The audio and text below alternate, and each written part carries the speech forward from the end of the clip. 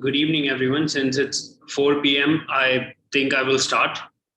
Um, uh, Welcome to the first lecture of Introduction to Basic Programming in Python and R language that we are organizing as part of the Digital Nalanda School of Data Science. And um, so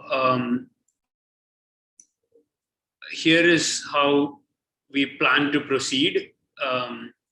This module will have 6 lectures and 6 work sessions. As you have noticed, the lectures are usually on Saturday afternoons. The work sessions are on Wednesday evenings. The lectures will be taught by myself. My name is Mohammed Ramiz. I'm a reader, a researcher, so a junior professor at Tata Institute of Fundamental Research. I work in physics. For me, programming is a tool to help me with my physics calculations and working with physics datasets. And your other instructor for Python will be JC Kirtan. He's my friend from back in college days. He's professionally a programmer.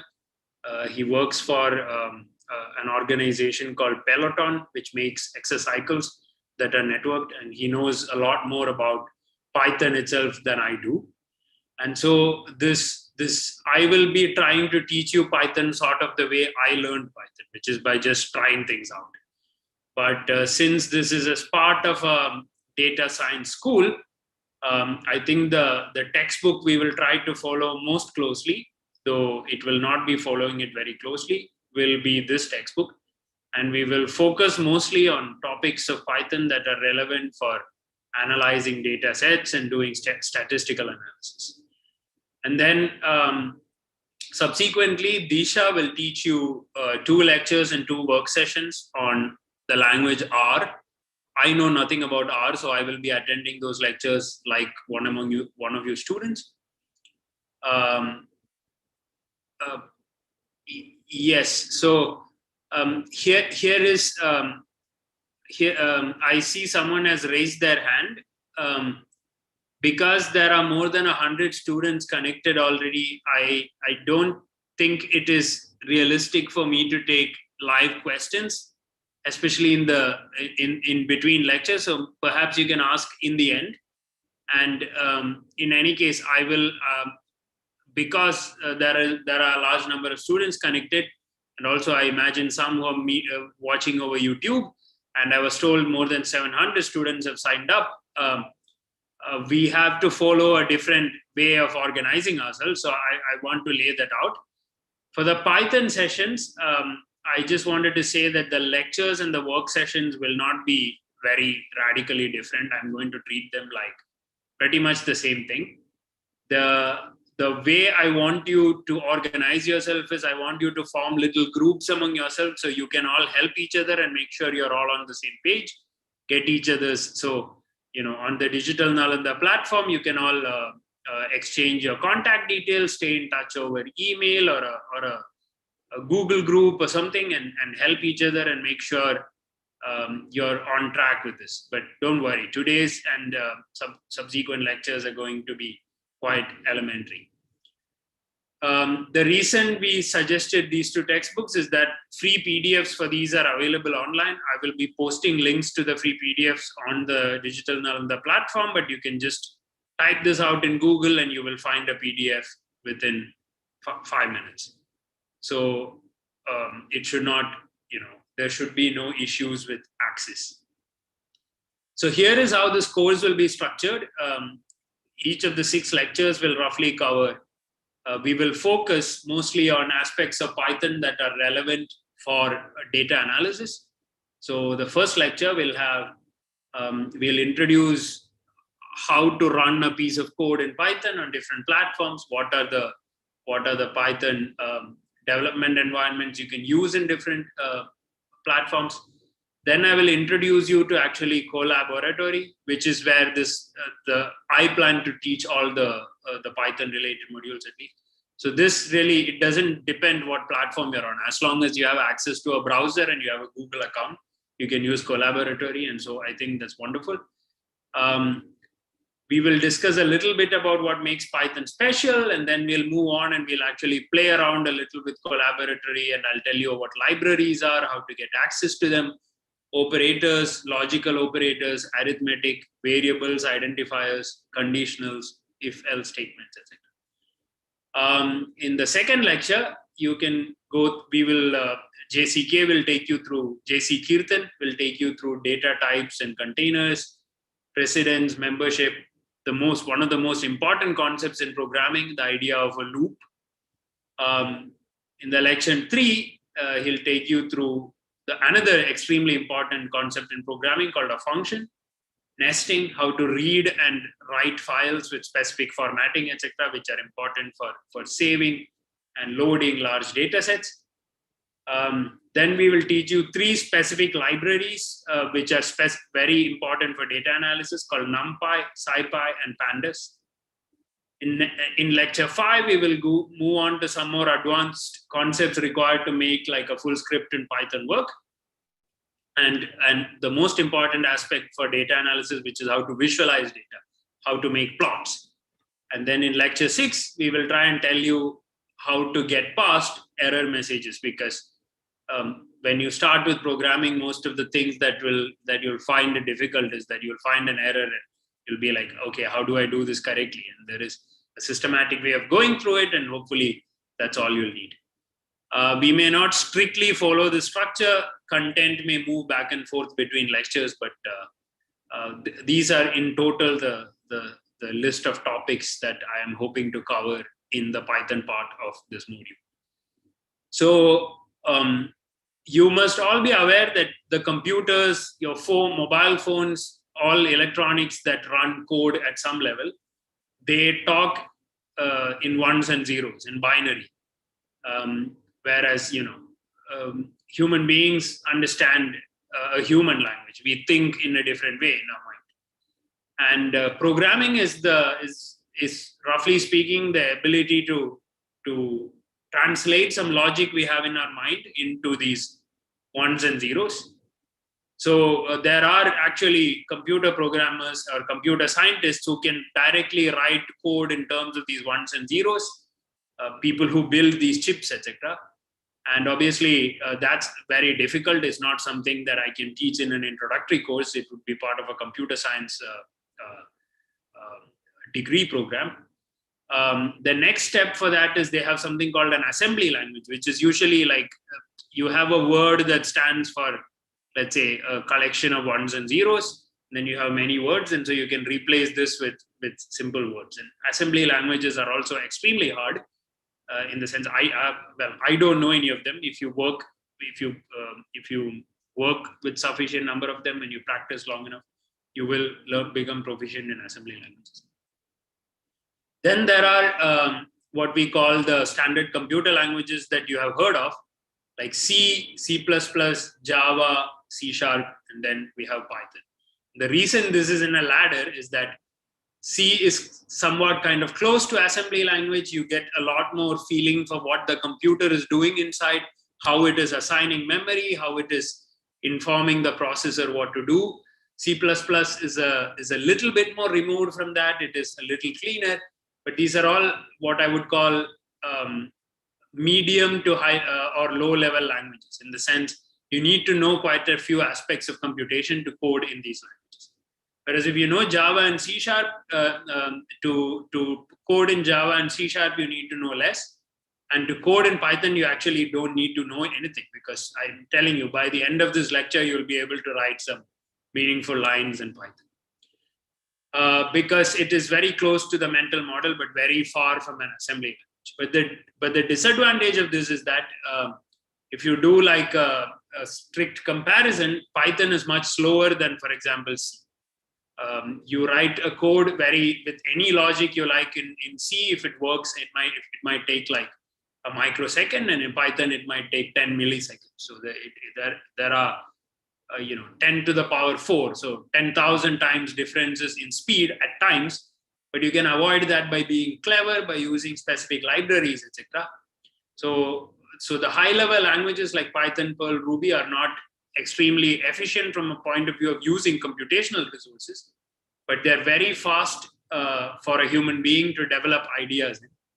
The other thing is that Python is not a compiled language, it is an interpreted language. I don't want to actually give you a formal definition for what that is now, but you will get that idea of it by the end of the module, I promise. Then something you learned today itself is that Python is case sensitive.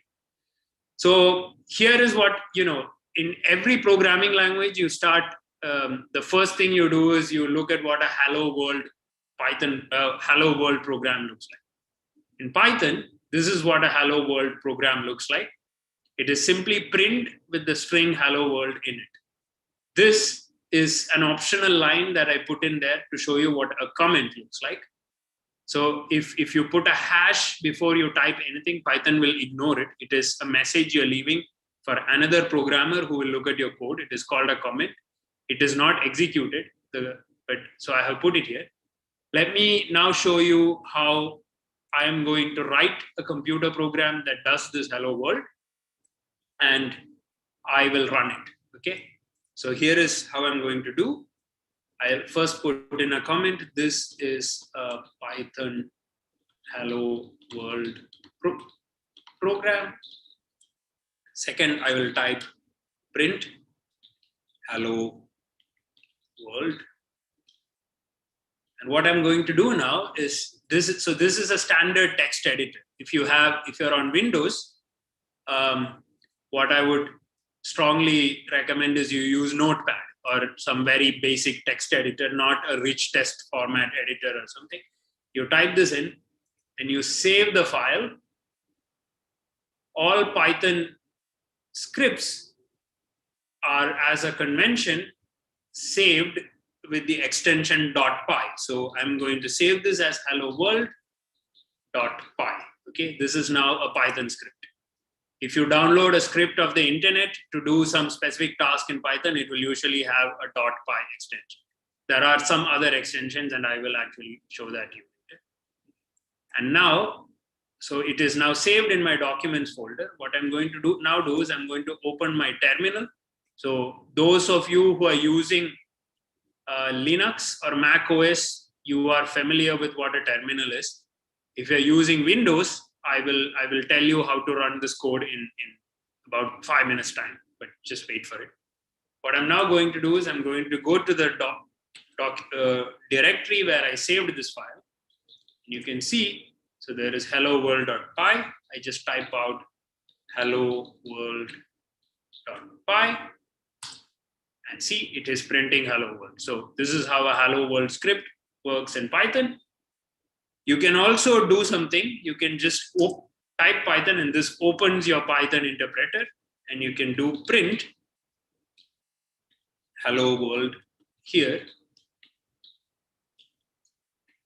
And it is the same thing, but what you now notice is that what you have done is in scope for later on when I tell you. So the interpreter is still open and you can continue typing more commands. That is the advantage of just opening the interpreter and typing.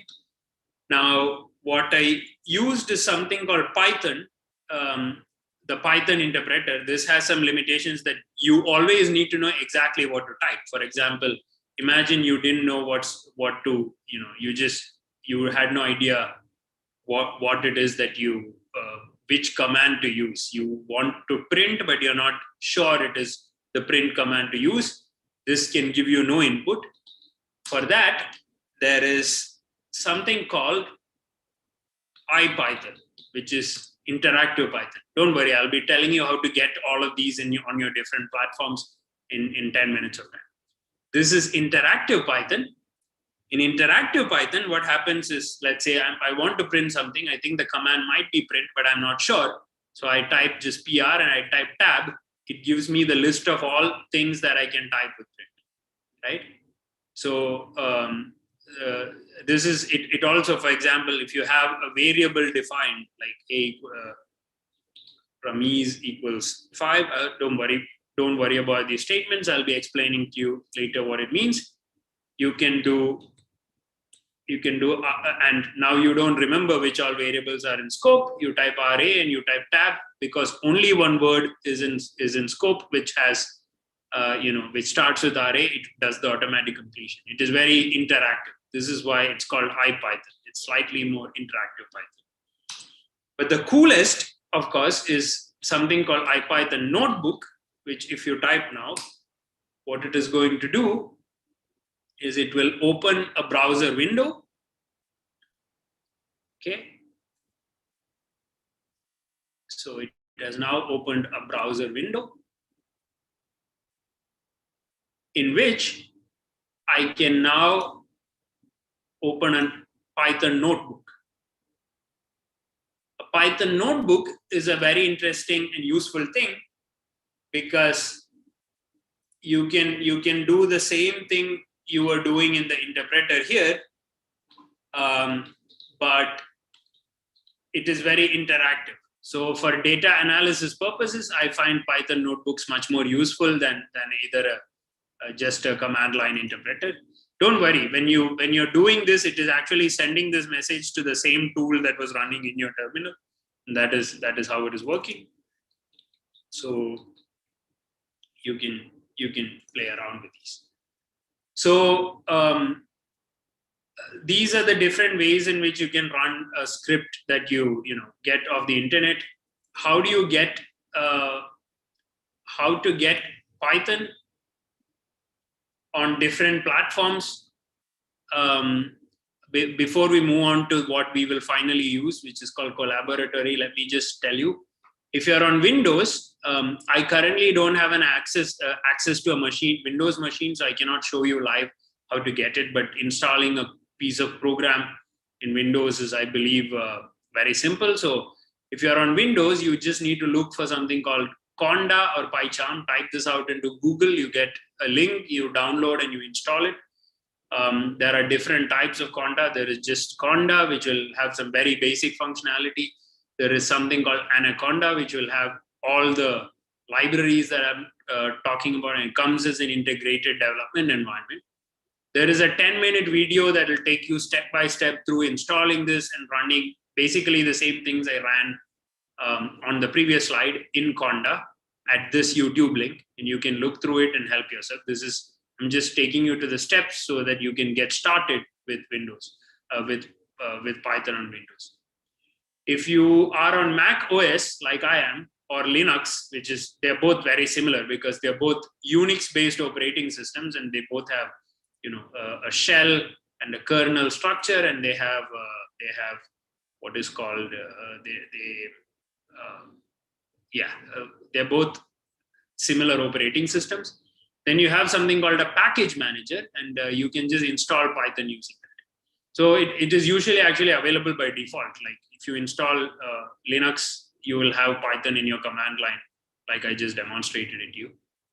So if not, you can just type these commands out into your terminal, brew install Python, and it will go through all the steps and will give you a Python installation.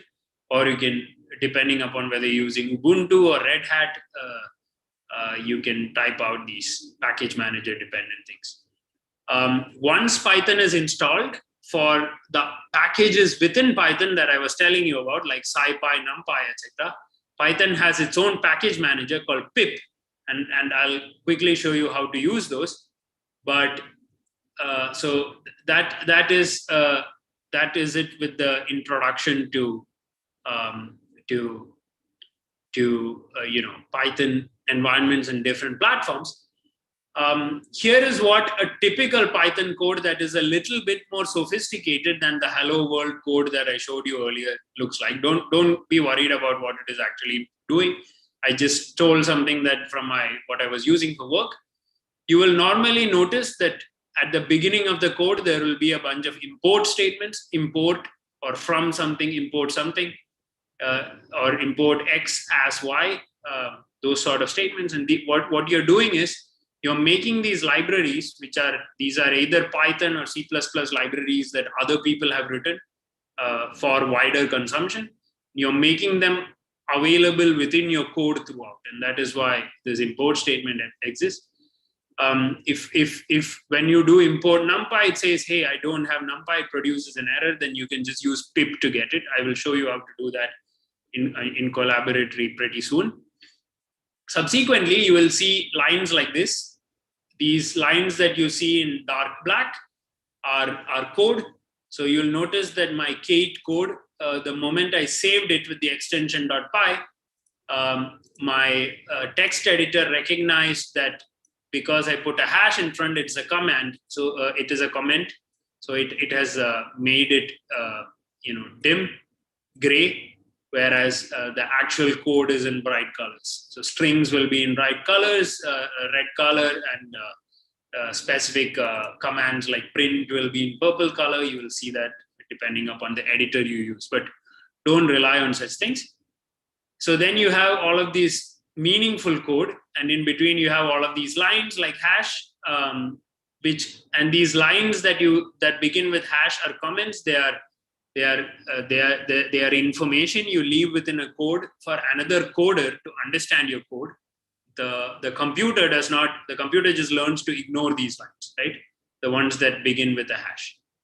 And then there are these meaningful lines, and occasionally there will be print, etc., invoked to produce outputs.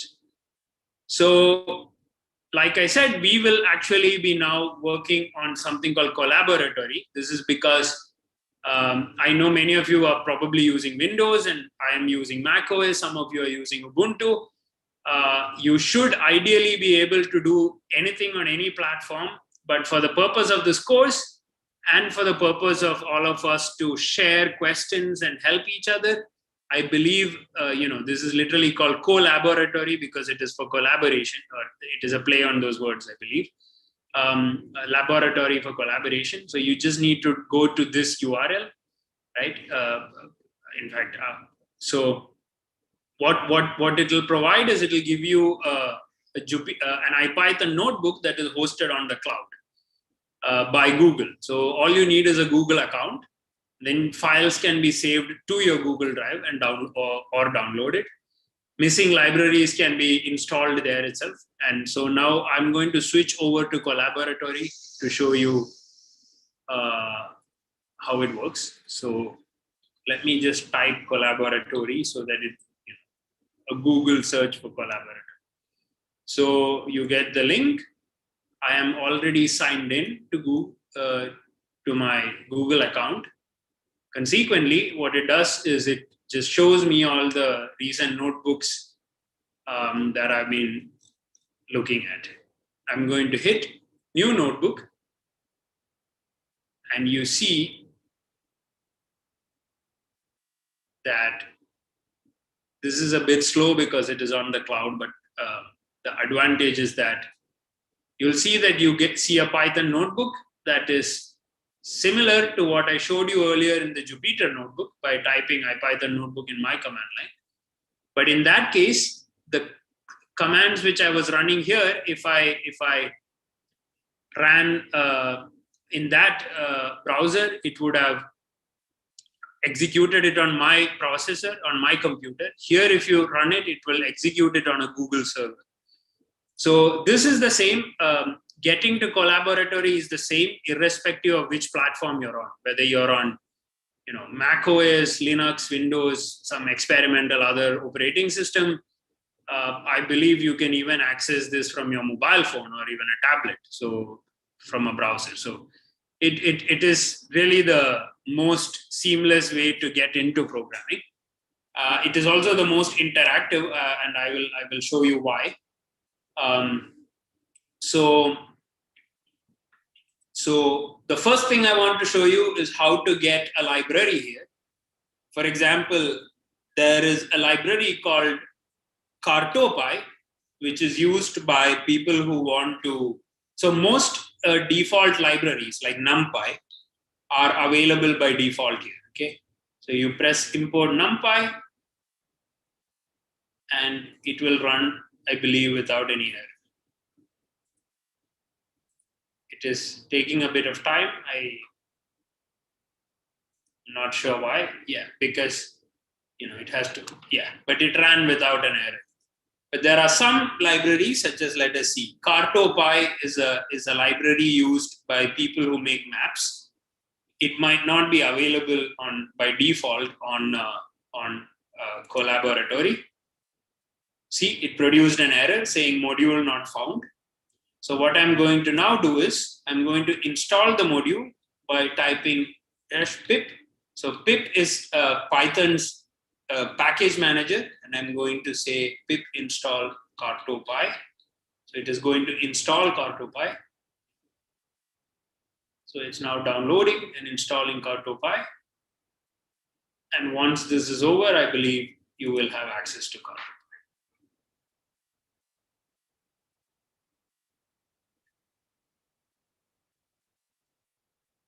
So it is now, most packages in a computer do not run on isolation. They depend on other things. So this package manager, what it does is it will make sure everything required for the package you're requesting is also installed.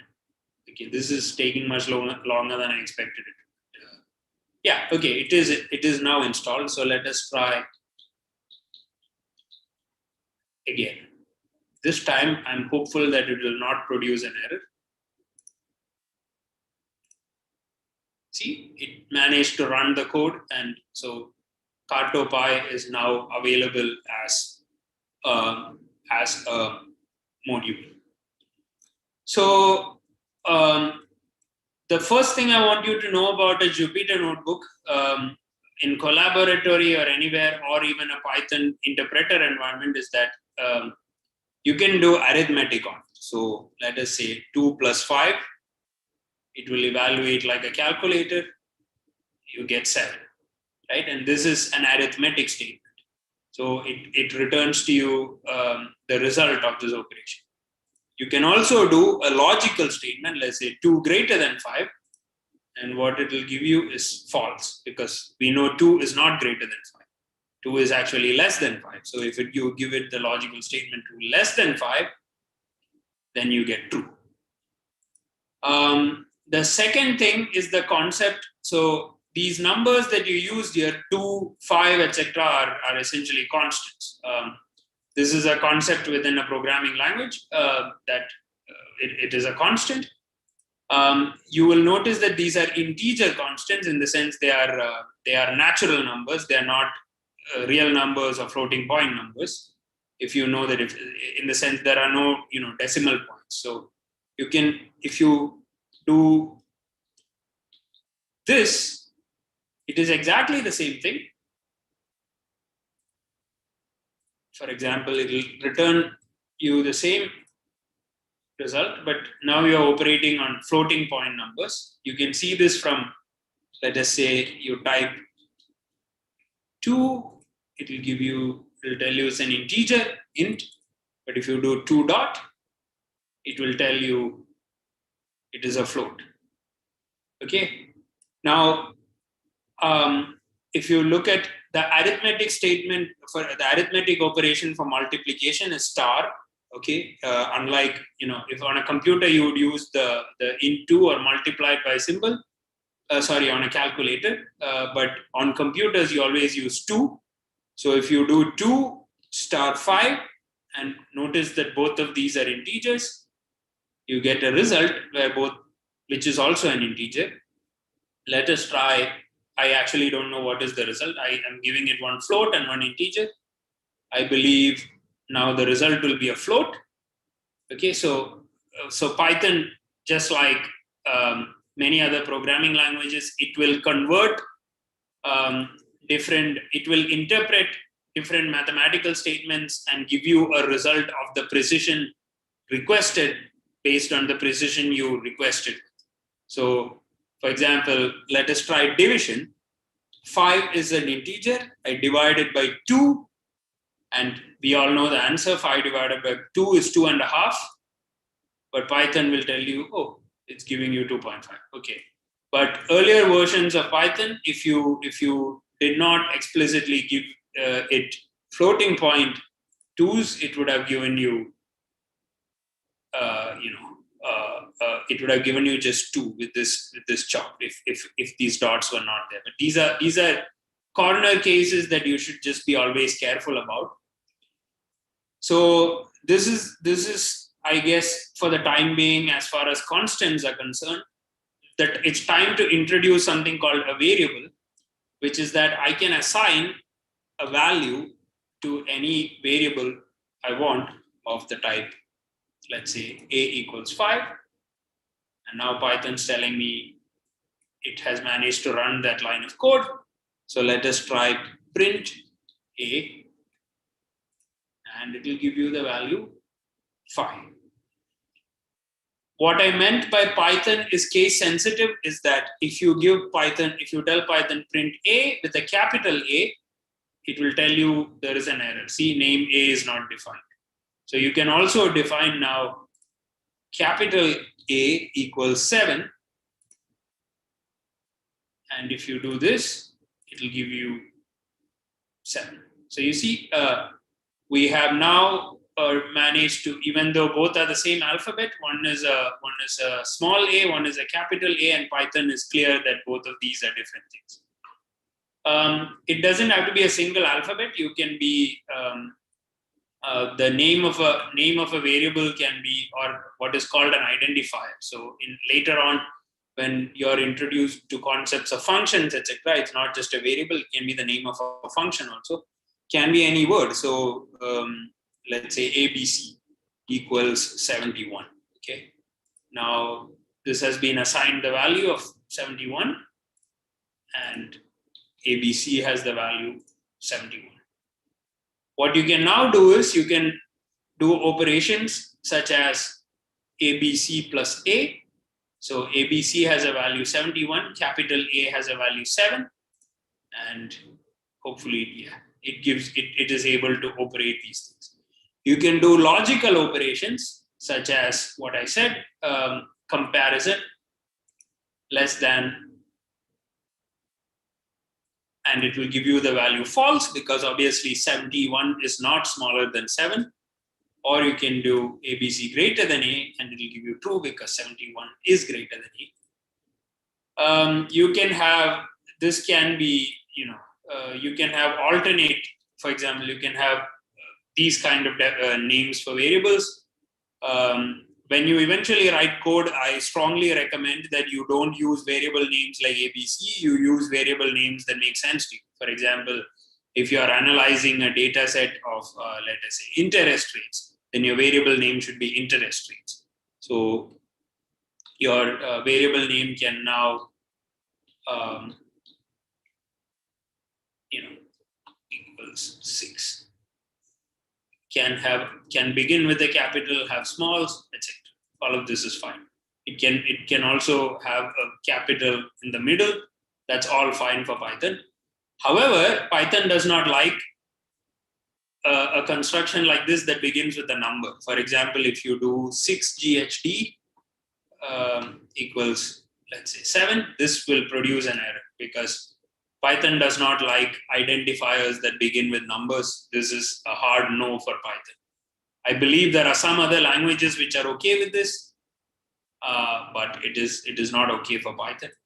You can, however, have a number later on. For example, you can have interest 1 equals 7, and this is okay. Or you can have inter 1 rest, and this is also okay.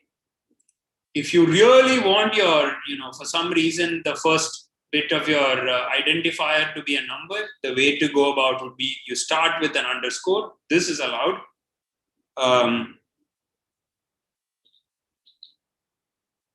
I believe, let me try this out. Sometimes, yeah. So it produced no error. That's because if you begin with an underscore, it is allowed. So now you can type out exactly that, print underscore 7, interest, and it works. Great. So underscore is the only special character you can use. If you use, things like at the rate of, percentage, etc., it will produce errors. So there are some rules like this. You also cannot use an at the rate of in the middle either.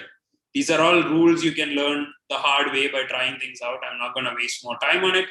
just start with simple, intuitive identifier names, right? So I taught you about arithmetic operation, which is you have 1 plus 2, which is addition. You can do subtraction.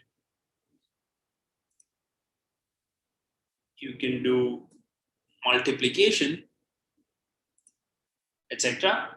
And I also taught you about assignment, which is you have an arbitrary name and you can assign it a value of 6. So you're now taking an existing identifier and assigning it a new name. And that's okay. One thing I want you to know about is an operator called equal to. This is actually like a comparison. It turns it into a logical. So if you use one equal sign, you are assigning the value on your right to the identifier on the left. If you use two equal to signs, what you are asking the computer is the value on the right the same as the value on the left? So because it's returning the value true. If you do 9, it now returns the value false, right? So these are arithmetic operations that you can look into. What are the other things that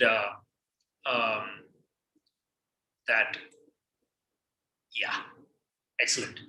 So once you're familiar with all of this, basic arithmetic declarations, etc., you can also, for example, now that you have ABC and capital A declared, you can declare C by ABC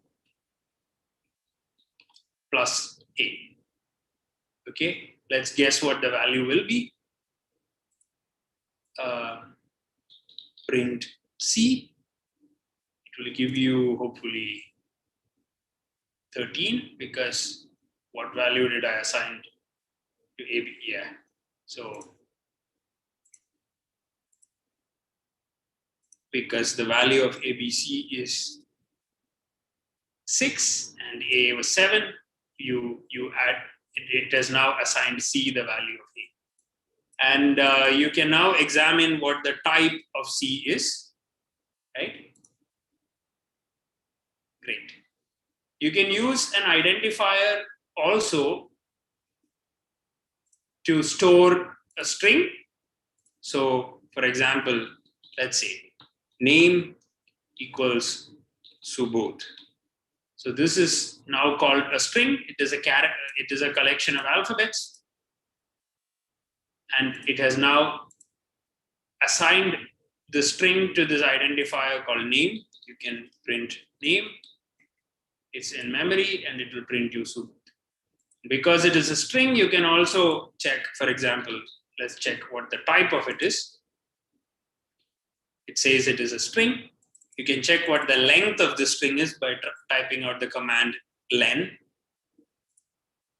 and it'll tell you it's 6 characters long. Now, you may think I know all of these commands off the top of my head, and because of some practice, I do. But one of the advantages of Python is that, especially when you're working on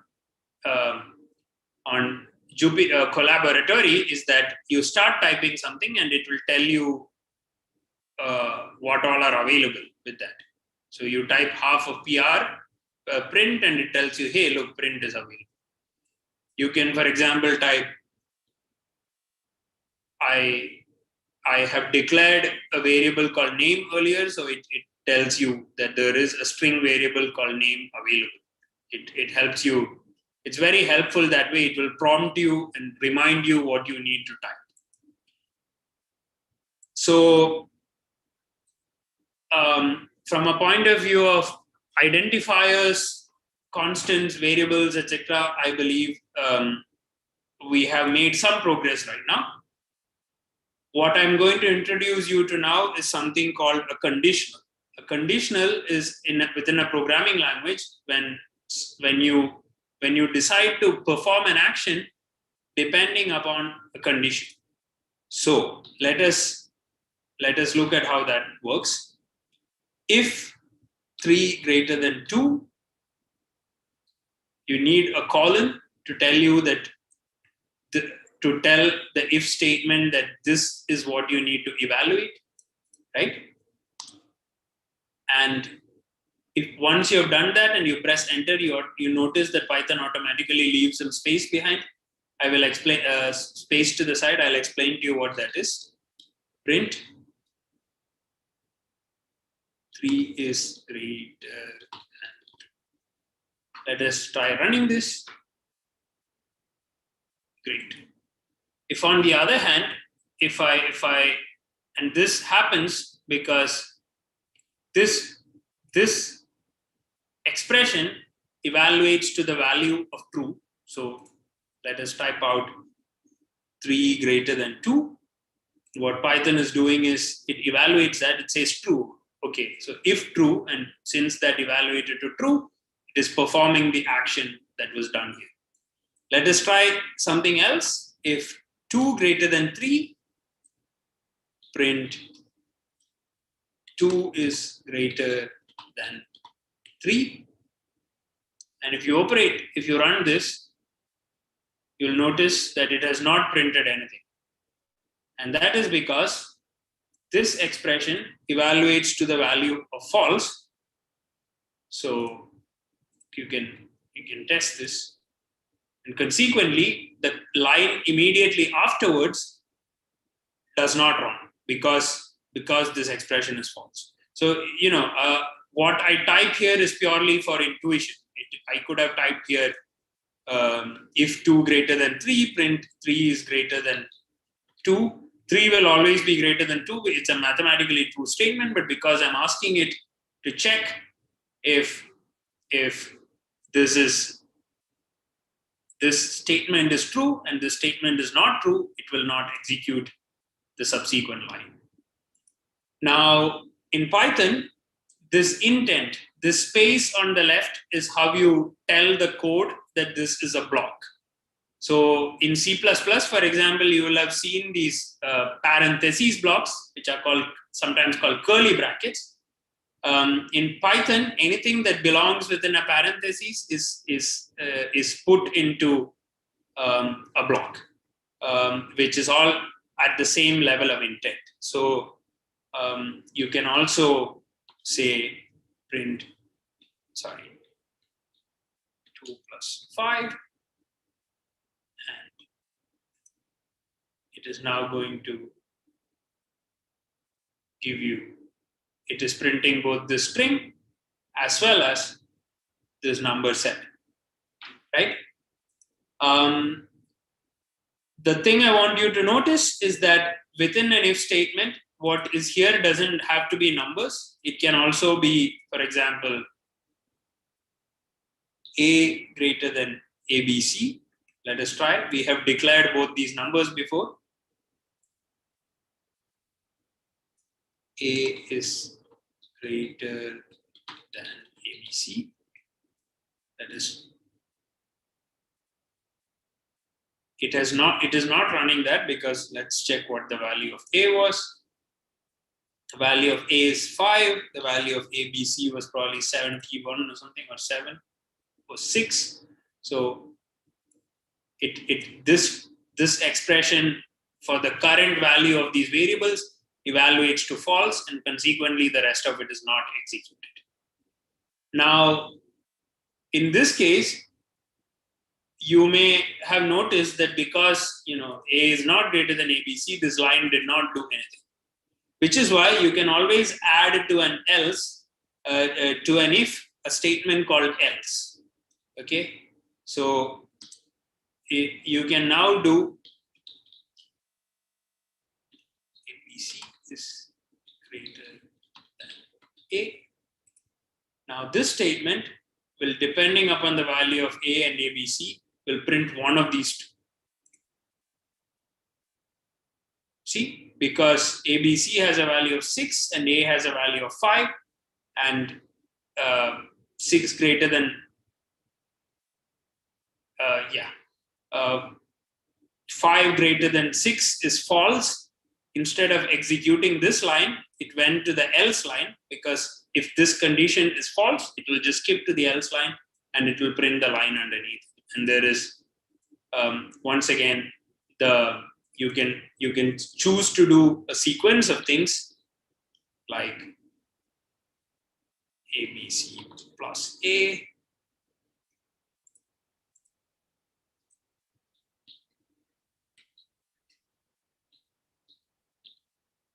You can choose to do a sequence of things together, and as long as they're intended as one block, it will do that in sequence. You see? So ABC plus A will give you 5 plus 6, which is 11.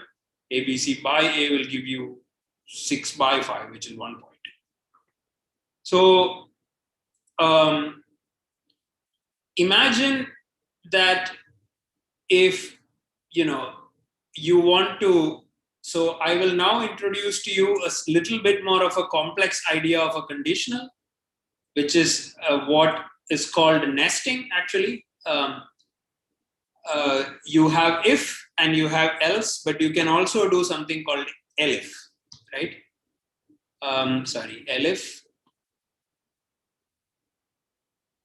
ABC equals A, print A is equal ABC. Now, if you notice, like it automatically complains when you don't put things in,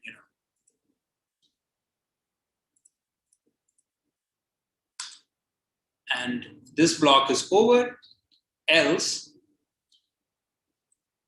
print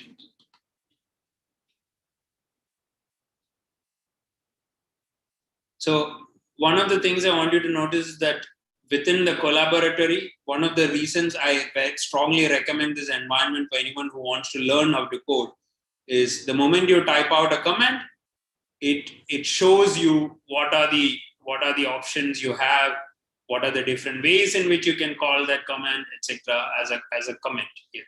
Whereas otherwise you have to type it out into Google and search to see how these commands work.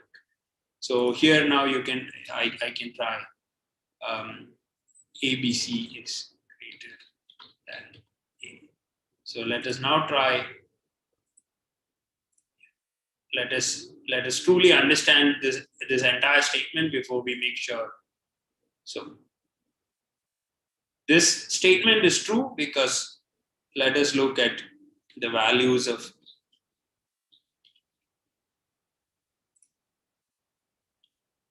So A has the value 5 and ABC has the value 6, which means that if I ask it A greater than ABC, it evaluates this to be false, and consequently it skips this line and it moves to elif, which says if ABC equal to A. Now I told you equal to is not an assignment like I'm doing, here, but it is an evaluation of whether the two sides are equal.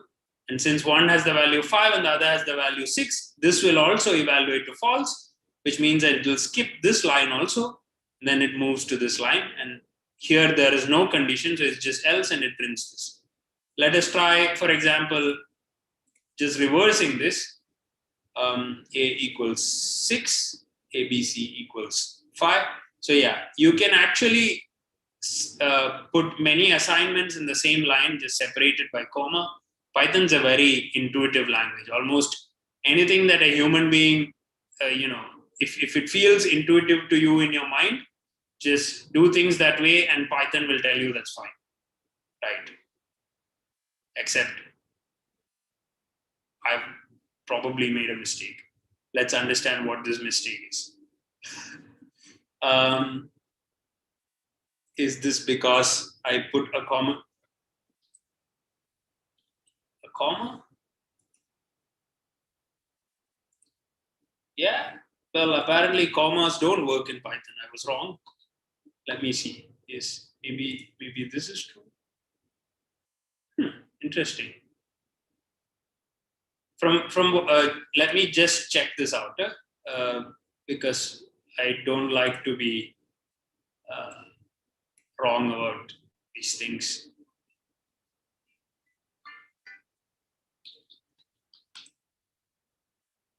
So in a standard interpreter, I think this works.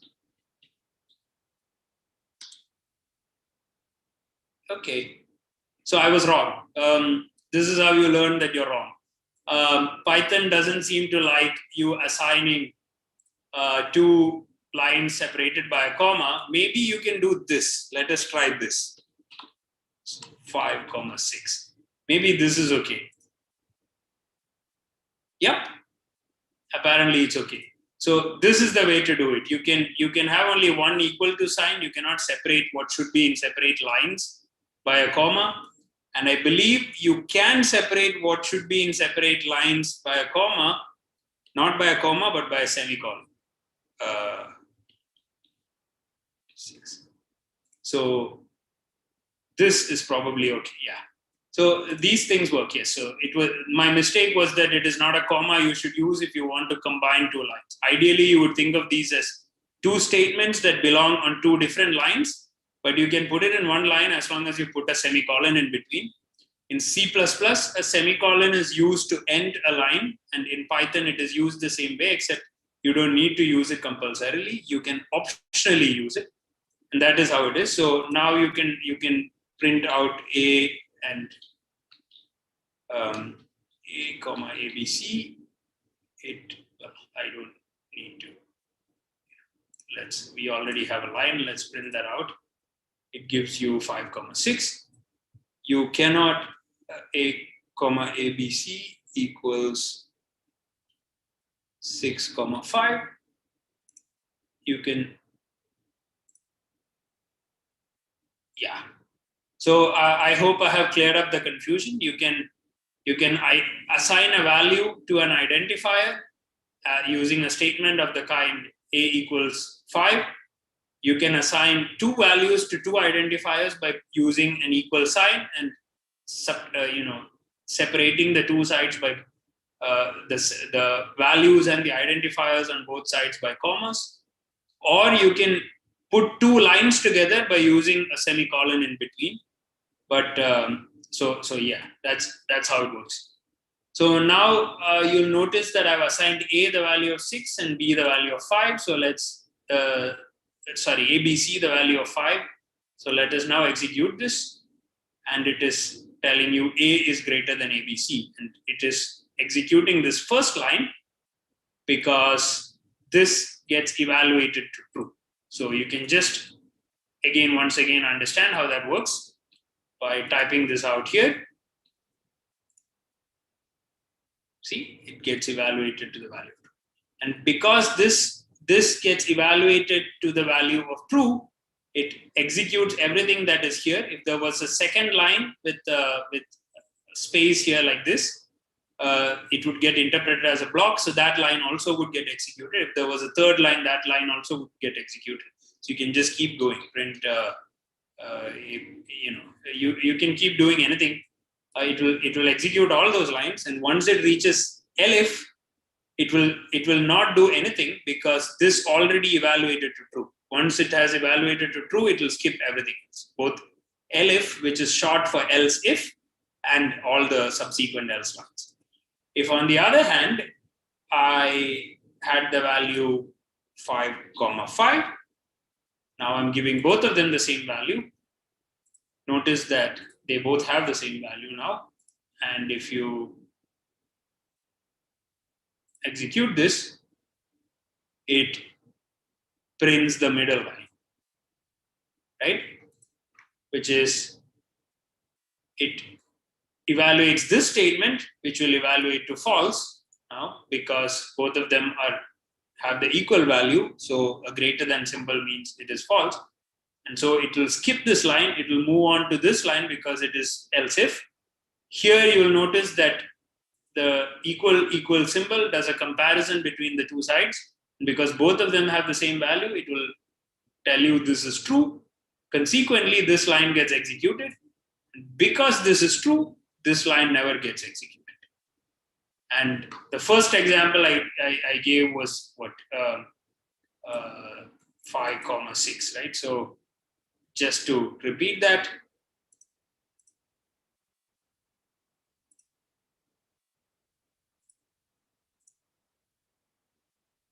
yeah, and since the value of ABC is now greater than A, the first block does not get executed, neither does the second one. The third one, by virtue, gets executed. You can use there are other ways to use conditionals. For example, I told you that you can have an identifier associated with the string. So we specified that the name is Subodh, right? Let's type this out. The name is Subodh. So let us now try if H in name print name. And see, it prints the name. If on the other hand, I say if N in name print name, it does not do anything because the name Subodh does not contain an N in it, right? Because the name is now an identifier for a string called Subodh, which does not contain the character N in it. So this in is a qualifier you can use to evaluate logical statements of this form. Basically, this again works because if you just type this out into your notebook,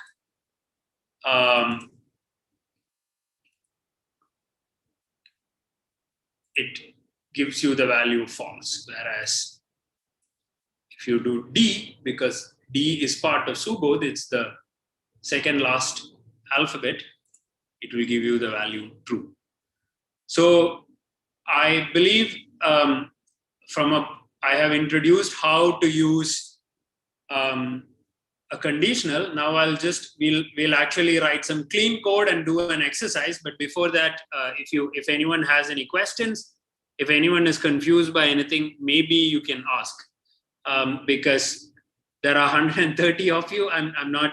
Yeah, go ahead. Please raise your hand or so if anyone is confused by anything I have shown you so far. Ramesh bhai, some questions have come. So we have compiled those questions on chat, and Dheeraj is sending you on chat. From there, you can take these questions. The issue is I 1 minute. Let me see if I see chat. Yeah. Zoom chat only. Sure.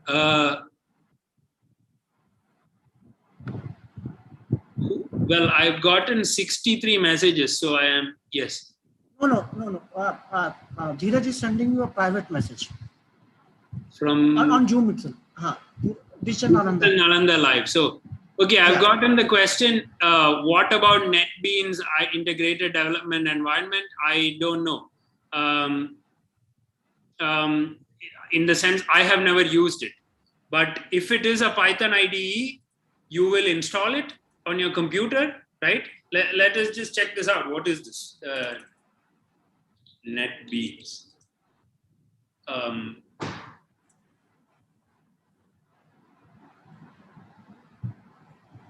Sure. So this is something that can run apparently everything.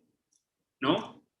Well, it can do Java, PHP. I don't see an option for Python. See, there are a diverse set of integrated development environments, especially if you're using Windows available, and you can use any of them. All of them will involve you having to download an executable, install it. And once it is installed, you click on it, you get a window into which you can type code like this. And it is not possible for me to go through all the packages out there. I can only teach you about Python syntax, etc. Someone was asking why was Cartopy interpreted as CP. So okay, when I use code, when I code, what I do is I usually use short forms for these things. So if you use NumPy, if you import NumPy and you want to use, say, NumPy's mean function, so the mean of 3 numbers within NumPy, NumPy.mean of 3, 4, 5. Let's see. You have to call it like this with 4 point, which is, this is the mean of these three numbers. If on the other hand, if I do as NP, cartopy as CP, then I can just call it using NP. So it will just make my code shorter. You can also, import NumPy as capital N, and then you can just do. So these are all just. Sorry, I probably did not run that line again. Let us try this. Yeah, so these are just short forms for how to make. You can import NumPy as anything. You can import NumPy as alligator and then say alligator.mean, but then that is a long thing to type out. So some people prefer to import NumPy. Some people prefer to import NumPy as NP and then call all the functions as NP. We will come across multiple examples of these in the coming lessons, but that's the way to go. You think of this as an identifier you're using for a pre-existing package. You can either a library. Sorry, you can either import the library with its own name, or you can on the fly assign to it an identifier, which is much shorter, which will then allow you to shorten it in the rest of your code. Then what is cartopy and why cartopy only? It was just an example. There is astropy for astronomers. There is cartopy for map makers. And there is NumPy for numerical Python, SciPy for scientific Python, and pandas for data. All of these can be imported like this. And I was just giving you an example that most Python codes will have an import statement in the beginning.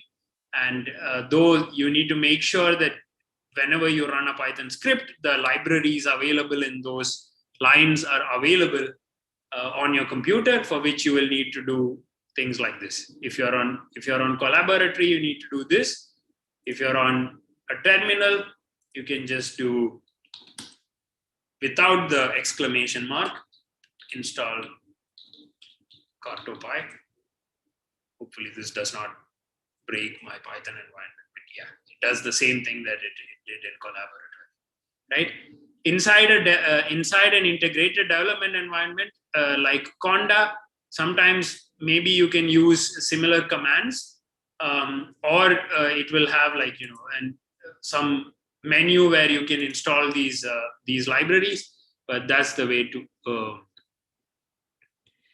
where we will get the output. This is a question. Well, so when I type print, you're getting the output immediately here. If you say print what, this is the output, A, then it gives you the output. This is the output 5. So you may be confused a little bit by the difference between a notebook and a Python script. Don't worry, I'll clear that up for you by the end of this class. What we are now going to do is we are going to write a specific bit of code that does something. Okay, it need not be anything sophisticated, but let's just do that.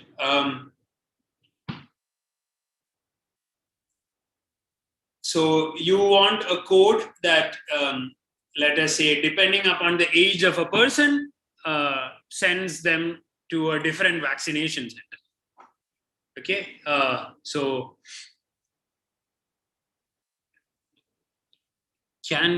one of the questions I've gotten is, can we code without a module? Well, so without importing anything, Python has some default functionality, which is what I'm going to use now. But eventually, when you start doing data analysis, you're not going to be able to do things by writing everything from scratch yourself. So let me explain it. So there is I have a variable age. I'm going to declare, let's say, assign it a value, and then I want, if age is greater than 45,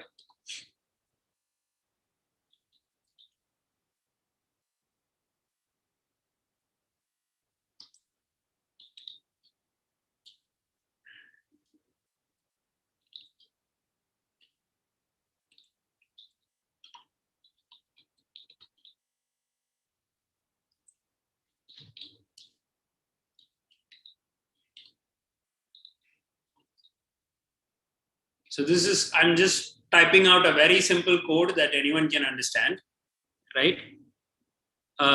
Someone is asking me a direct question like how we can use Python in various ways. Well, hopefully by the end of this 6 lecture module, you will be able to execute big pieces of Python code that exist and also modify them in the way you want.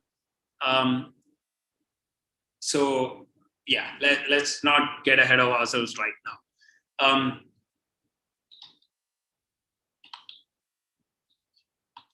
Less than elif age greater than 18, print, please wait for vaccine supplies, and else print there are no vaccines for your age group. Okay, this is a very simple bit of code.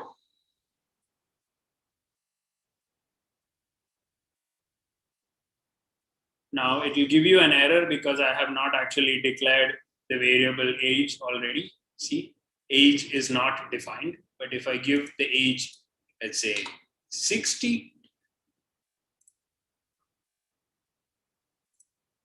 then this bit of code will tell me you need a vaccine, install Cowin app.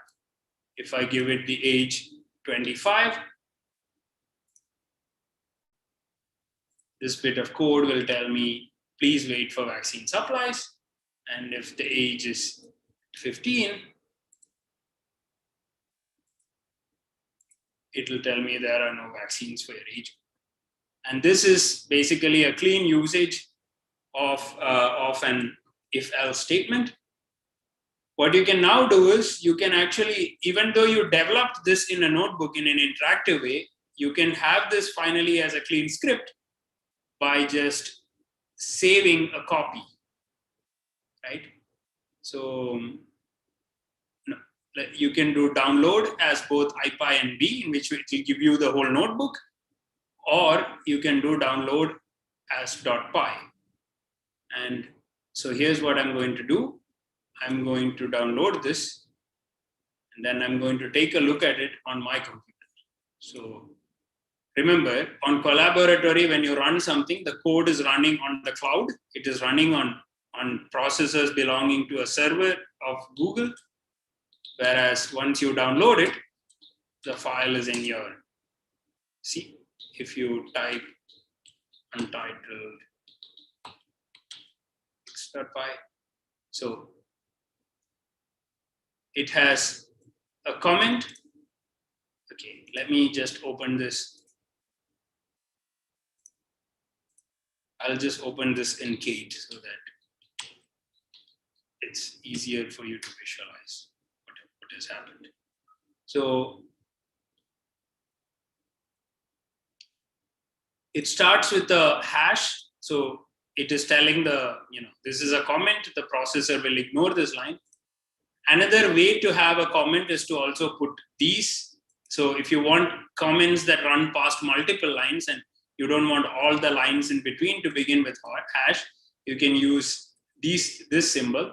So anything you encapsulate in between will be a comment. For example, you see here this is now a functional code block called wherein I'm assigning the value age equals 16. But if I do this, everything else gets commented out until I do this again, and then things after it gets commented in, right?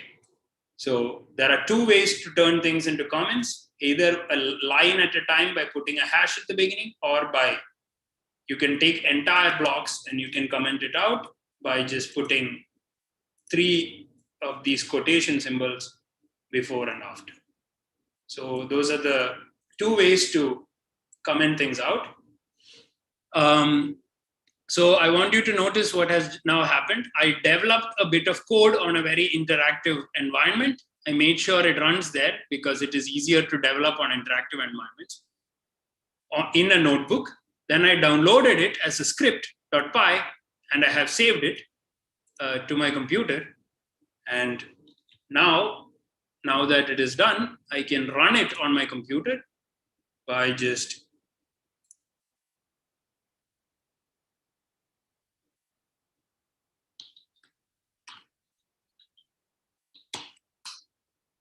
see, it is telling me now I can change this to, let's say, 50 again, and I am saving this file. Remember, only once you save a file in a text editor will the interpreter accessing that file know. See, and it'll tell you need a vaccine install code. So this is, I believe, a very simple example, and I think from a point of view of today's Python objectives, with conditionals being the final case, I have pretty much introduced you to what I plan to do. So we can, if you have any further questions,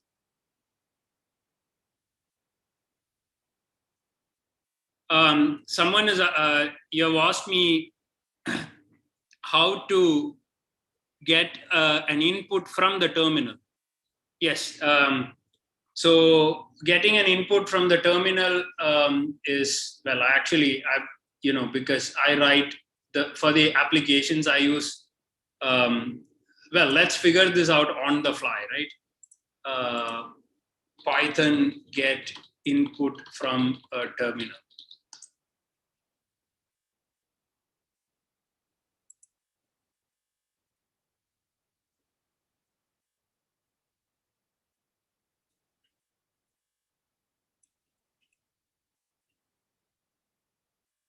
Well, okay, apparently it's as simple as this. So let's try that again, because someone asked me the question of how to get this from a terminal. Let's try, sorry, this was,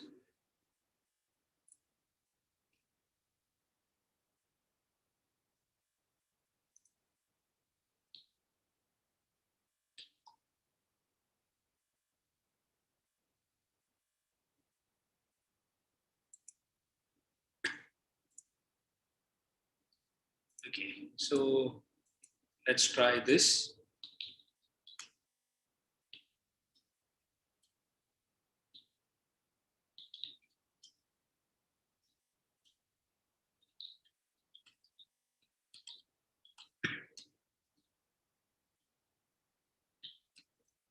I've never done this before, so I'm just trying this. Let's see how it goes. Python title. Please enter your age. Let me try 45. Please wait for vaccine supplies. That's because I want you to notice that I used a greater than, not a greater than equal to. If I used a greater than equal to here, because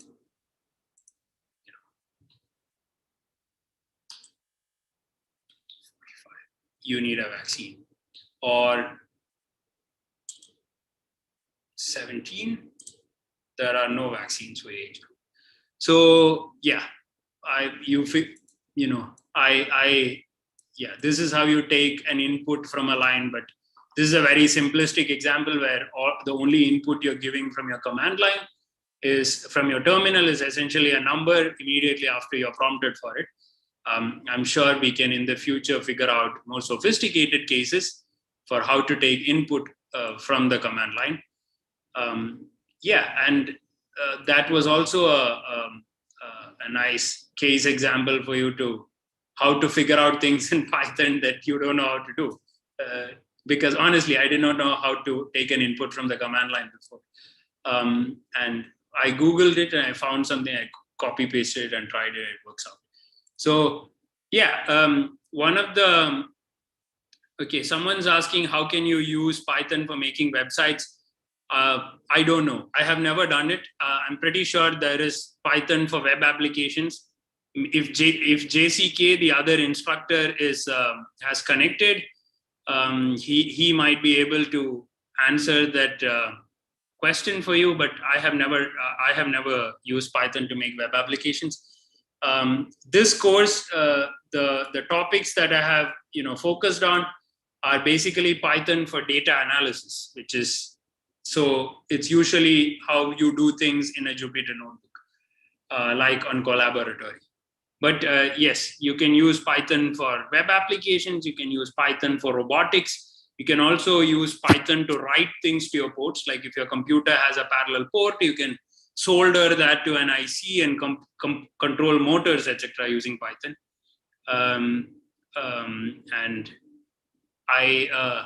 But those are not the focus of a coding lesson as part of School of Data Science in Digital Nalanda. But I'm sure the strategy I just followed, wherein you type out how to do something in Python, and you copy paste that into Python code, try running it, keep repeating it until you get it right. You will learn almost everything that way. That is basically how I learned Python.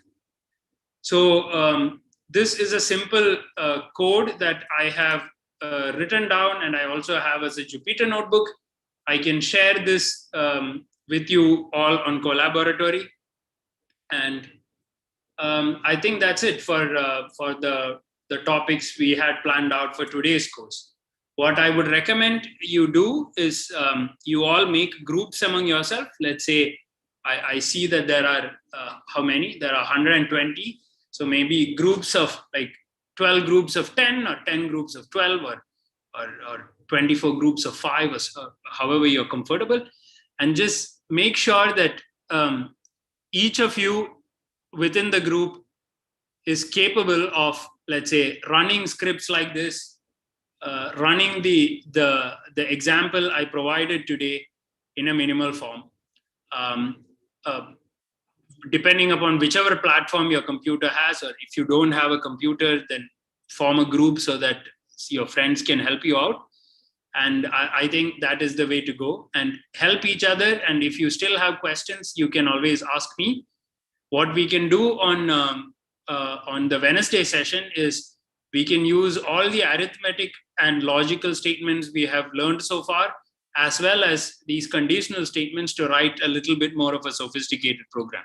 So we will use that as your first code in Python, right? So that's it for today's lesson. If you have any questions, please ask me.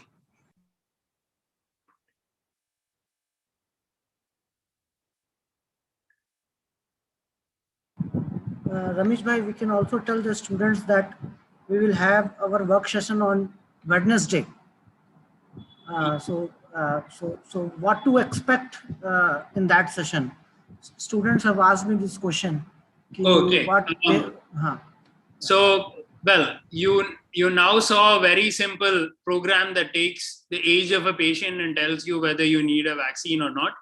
What I can show you is, I'll show you a little bit more of a sophisticated program that, let's say, if you give it a list of people with ages, it will tell you how many vaccine doses are required, or something a little bit more complicated like that. I will make a problem set for the Wednesday lesson, and I will put it up tomorrow or maybe Monday at the latest, and then we can work that out on Wednesday. So at least for the Python lessons that I am teaching, I don't intend the working sessions to be radically different from the lectures. We will still be playing with things. We'll be writing clean bits of code, and we'll be learning how to improve our skills at these things. But those sections can definitely be more interactive. Like, I want you to try things before those sessions and come to me with your problems. Well, go to the group you're forming among yourself, and then if your group mates cannot help you, then you come to me, or you post it on the platform, and then we try and work it out. So that's how I think the work sessions should be handled. But this is, I hope today's session was, I saw some people complain to me that this is a very boring lecture. I'm sorry. I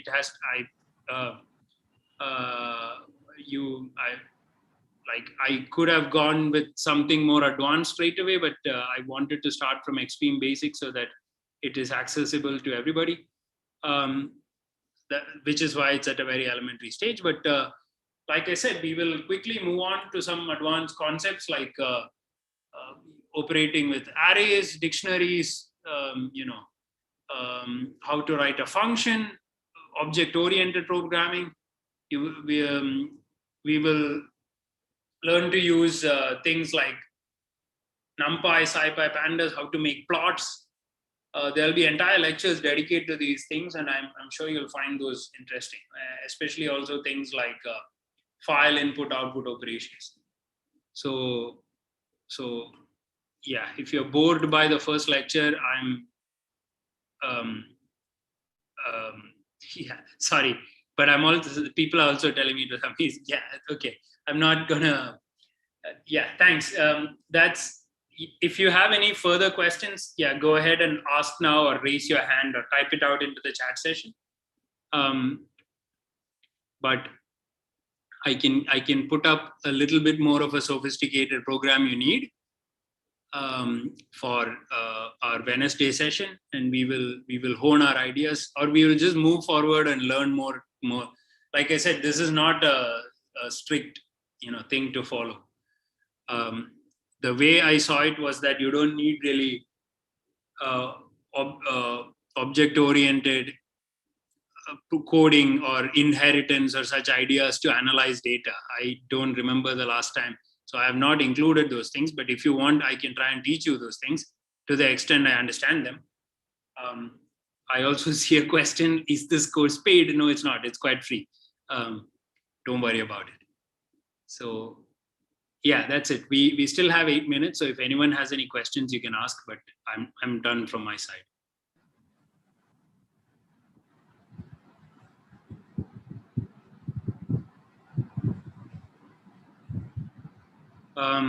Someone is asking where we have to make groups. Maybe Anoop could comment, which is the best place on the Digital Nalanda platform that. Yeah, there is a page called Community. So, you have to go there in the community page, and there you have to subscribe with this page, data science page, right? So you can type whatever you want to comment, and we will then form the group there. So you just write down anything, any question, any query you have, just put it on the community page. We'll create a group there, and it will be visible to all those students who have registered with the data science page, right? That data science course on our website. So you can do that. So yeah, and the reason I'm asking you to form groups is that I was not sure how many to expect, and then once we announced this, we got, I believe, 700 people registering, and there are 115 people participating here. It's even with 3 instructors, 2 sessions every week, it is not possible for us to give you individual attention. And the way I introduced you to writing your first very simple bit of code in Python was it is interactive. It is, I'm pretty sure forming groups and helping each other is the best way, because I'm sure some of you will just figure this out much faster than me and be better coders than me by the end of this 6-lesson module. And I'm sure then you can help the others. So this is why I'm asking you to form groups. Digital Nalanda is a website. We don't have an app right now. So www.digitallnalanda.com. So somebody has asked me this question whether it's a website or an app. So it's not an app. We are just a website. And also I want to tell something about Digital Nalanda to the students. See, this is a very it's a small group of individuals who are trying to create a small platform for students who do not have these resources, right? So you have to please bear with us, and we are also learning. So so we are not some professionals who educators, right? So so we are trying to help our students as much as possible. So like somebody is asking that the lectures are in English. So definitely right now the lecture is in English, but we will definitely provide the Hindi transcripts, and later on we will also try to plan another this course in Hindi, for especially for students from Hindi background. So it will take some time. This is what I just want to tell to the students, that we are a very small group of people who are trying to help students from from marginalized background, from financially weak background. So but we are very determined people, and we will try to help as much as possible, right? So you have to be just have little patience with us, and we will give you Hindi transcript. We will also provide you lectures in Hindi. Some of the students have come without any knowledge of coding, so they are asking questions that they are not able to understand anything.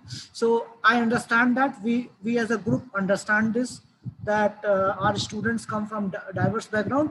So we will soon create some mechanism, so that where our students who have completely zero knowledge about coding, etc., can also get exposed to this, what is coding, and what is the use.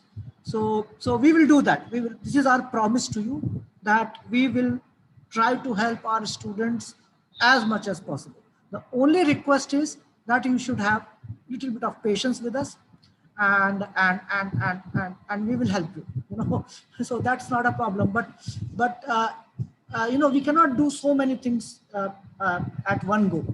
So you just need to be little patient with us. So thank you so much, and thank you, Ramesh. Subodh, our another instructor, Subodh is also here, I guess. Subodh, will you like to share something? Yes, I would just like to comment that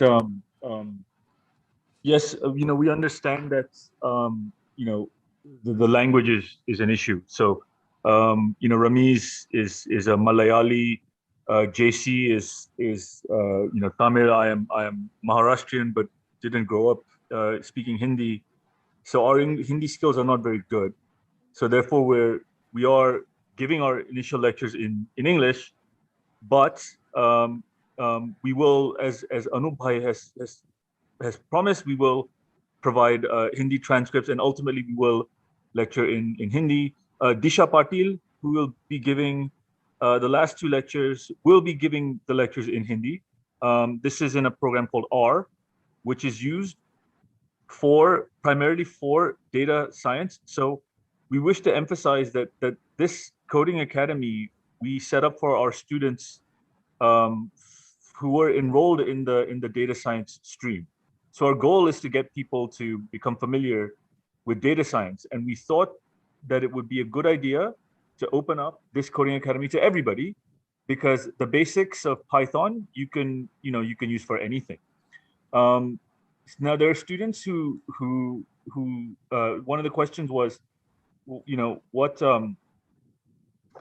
is how do students who have no exposure to coding, how can they